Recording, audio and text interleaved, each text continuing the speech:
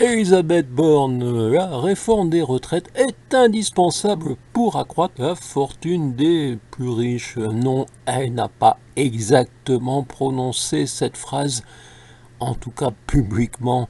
Elle a néanmoins déclaré à l'Assemblée nationale il y a déjà quelques mois: ce que nous voulons, c'est que chacun s'en sorte et retrouve une dignité par le travail. Oui, la dignité par le travail au service des milliardaires.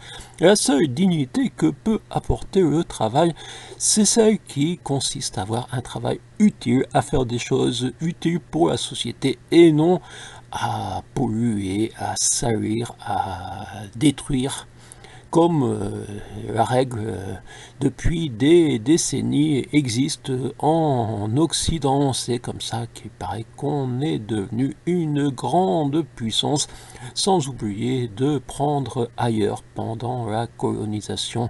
Et c'était une bonne chose pour nos grands républicains.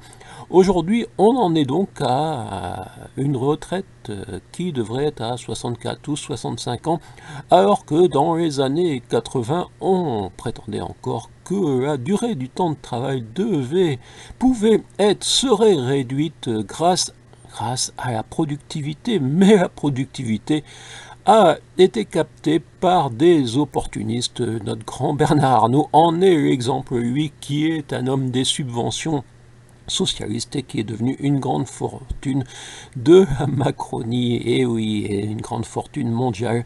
On sait comment on devient une grande fortune. Vous voyez, suivez l'exemple de Monsieur Bernard Arnault, qui fut mitterrandiste sous Mitterrand, chiracien sous Chirac, et normalement, et évidemment, macroniste sous Macron. Et le pire est à venir. Je vous invite une nouvelle fois à découvrir le roman, là où nous allons soumissionner l'autre nom du pays qui a été réédité en numérique sous là où nous allons Emmanuel Macron, Empire, et en papier désormais. Il y a un tampon car j'ai pas pu éditer les deux. Oui, ils ont été bloqués car il y avait trop de similitudes, paraît-il, chez Amazon. Voilà, je vous invite à réfléchir à tout cela au-delà du petit baratin d'annonces de nos politiciens.